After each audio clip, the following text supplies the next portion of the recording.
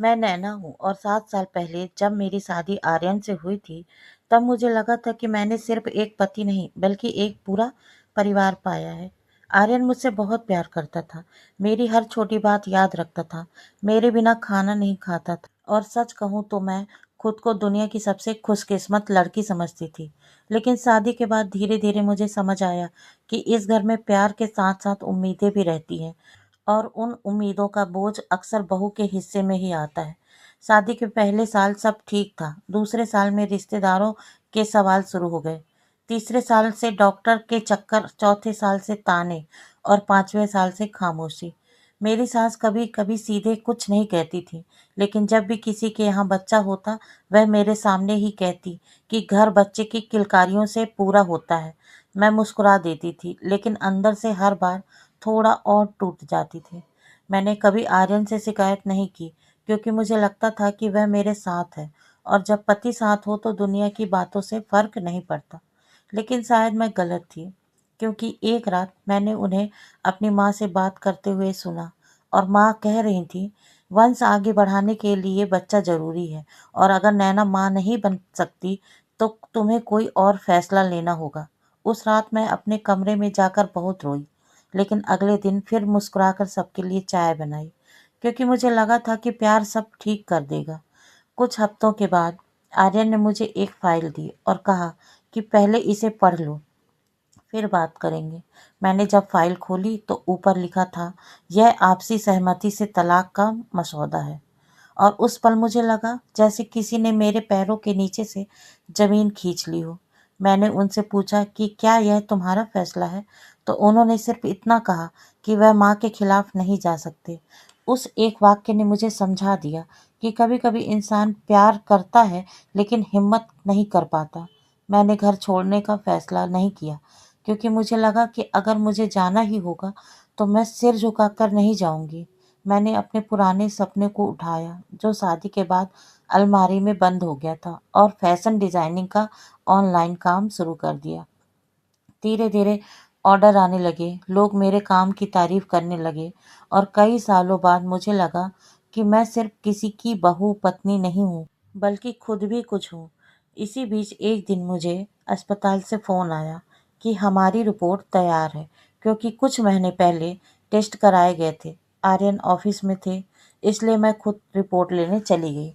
जब मैंने लिफाफा खोला तो मेरे हाथ कांपने लगे, क्योंकि उसमें साफ लिखा था कि समस्या मुझ में नहीं है। मैं कुछ देर तक कुर्सी पर बैठी रही, फिर मुझे याद आया कि तलाक के कागज अब भी मेरी अलमारी में रखे हैं। उस शाम मैंने आर्यन से पूछा कि क्या उन्होंने यह रिपोर्ट देखी है, और उन्होंने नज़रें झुका ली। मुझे समझ आ गया कि वह सच्चाई जानते थे, लेकिन उन्होंने कभी माँ को नहीं बताया, क्योंकि उन्हें अपने पुरुष होने पर सवाल उठना मंजूर नहीं था। उस पल मुझे पहली बार अपने दर्द से ज़्यादा अपने अपमान का एहसास हुआ। अगले दिन पूरे परिवार के सामने मैंने वह रिपोर्ट टेबल पर रख दी और कहा कि आज फैसला सच करेगा। घर में सन्नाटा छा गया। रिपोर्ट सामने आने के बाद घर में जो सन्नाटा छाया था वह कई दिनों तक नहीं टूटा। कोई मुझसे कुछ नहीं कह रहा था, लेकिन सबकी नज़रें बदल गई थी। पहले जिन आंखों में मेरे लिए सवाल होते थे, अब उनमें असहजता थी। माँ जी मुझसे नज़रें मिलाने से बचने लगी।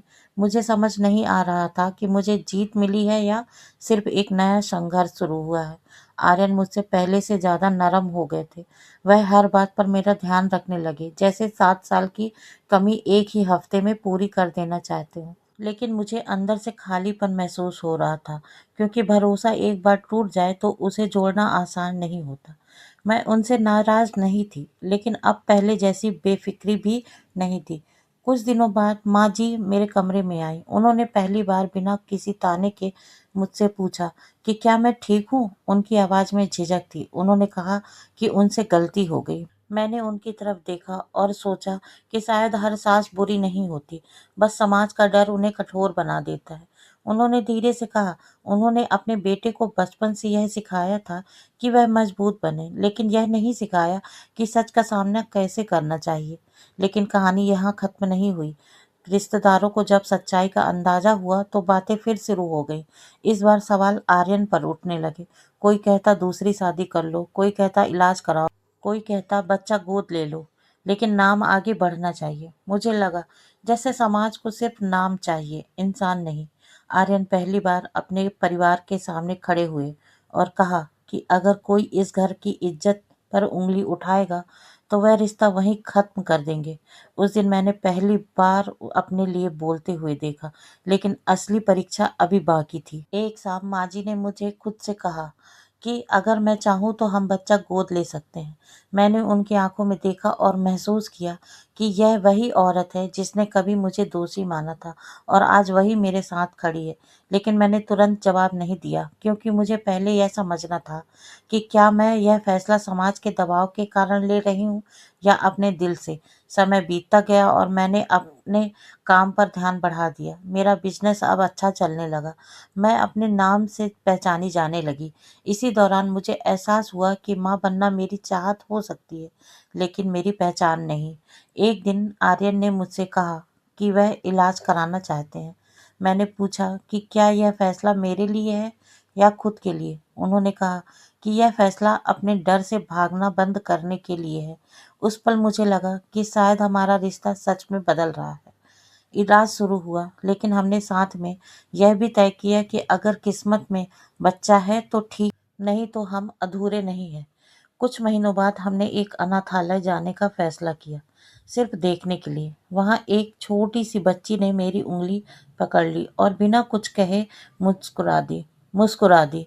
उस मुस्कान से मुझे कोई वंश नहीं दिखा, सिर्फ अपनापन दिखा। घर लौटकर मैंने माँ जी से कहा कि अगर इस घर में किलकारी गूंजेगी तो वह किसी के खून की वजह से नहीं, हमारे दिल की वजह से गूंजेगी। माँ जी रो पड़ी और बोली, उन्होंने देर से ही सही, लेकिन समझ लिया है कि बहू से पहले इंसान देखना चाहिए। आज मैं अपनी कहानी सुनाते हुए यह कह सकती हूँ कि मेरा रिश्ता तलाक के कागजों से नहीं टूटा, बल्कि सच से मजबूत हुआ। मैं माँ बनूं या ना बनूं, लेकिन मैंने खुद को खोना बंद कर दिया है, और शायद यही असली जीत है। मेरी कहानी में ड्रामा था, आंसू थे, ताने थे, लेकिन सबसे बड़ा मोड़ तब आया जब मैंने खुद को दोष देना बंद किया। अगर परिवार साथ खड़ा हो जाए तो हर कमी छोटी हो जाती है, और अगर परिवार ही सवाल बन जाए तो औरत को खुद को जवाब बनना पड़ता है। धन्यवाद दोस्तों। अगर यह कहानी अच्छी लगी हो तो प्लीज़ लाइक और सब्सक्राइब करें।